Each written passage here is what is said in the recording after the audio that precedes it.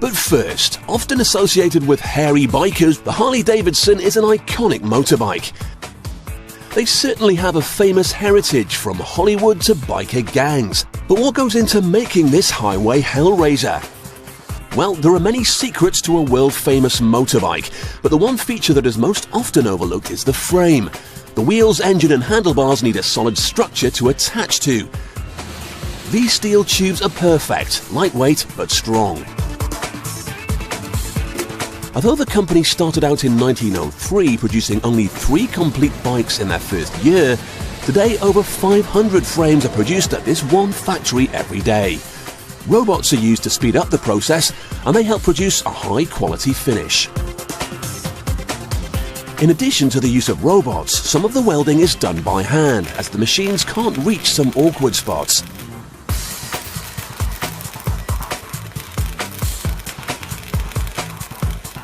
The completed subframe is heavy, so a crane is used to remove it from the workbench once it's done.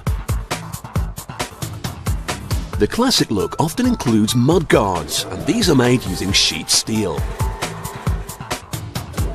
An enormous press shapes the steel into the traditional retro-style curves that are still a popular feature on these bikes. After the first press has molded the mudguard into its signature shape, another one cuts away the excess metal. The grinder removes the rough edges, and it's ready to go. Another part of the bike pressed from sheet steel is the petrol tank. The tank is made of 3 different parts. 2 halves separated with a middle block so that it can sit over the subframe that has just been built. A laser cutter slices the tank shape in half. This gives it a perfect edge for when it gets re-welded later. Because they'll be filled with petrol, the tanks must be built carefully. Some bike manufacturers hire other companies to do it for them, but at Harley Davidson, they produce their tanks themselves. Taking great care with his hands, the worker operates the roller welder which joins the sides back to back.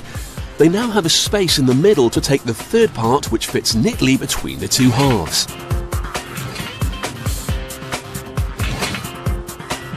A spot more welding and the completed tank is nearly done.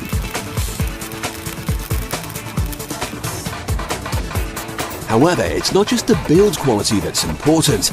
This worker's job is to ensure the new tank has a flawless surface, so it looks good as well as functions perfectly. Next, an engineer will take the finished tank, seal it and immerse it in this bath of water. If he sees a single bubble rise to the surface, the tank will be rejected. However, if it passes inspection, it can be sent on to the paint room. First, the different parts all have to be washed. The paint will only adhere to the metal if the surfaces are spotlessly clean. A variety of colour schemes are used. The workers will also tape up different parts. This means several colours can be used to paint one element, giving them a traditional 2-tone effect. For that extra special retro look, additional coloured stripes are drawn on by hand, using these special templates and paint rollers.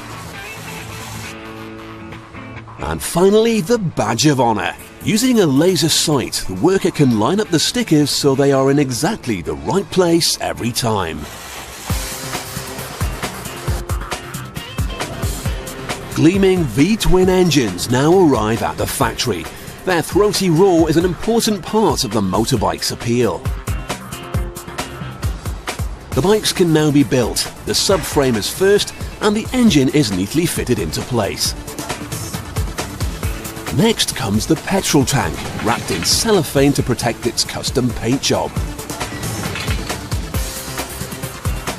The shaped mudguards or fenders are added on, but there's one major component still missing. Ah yes, the wheels. Modern motorbike wheels are made of a solid lightweight alloy, but despite being a fiddle to clean, old-fashioned wire rims are still popular on some Harleys.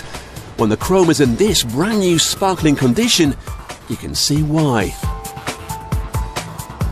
Keeping with tradition, the rims are fitted with white wall tyres and slotted into place.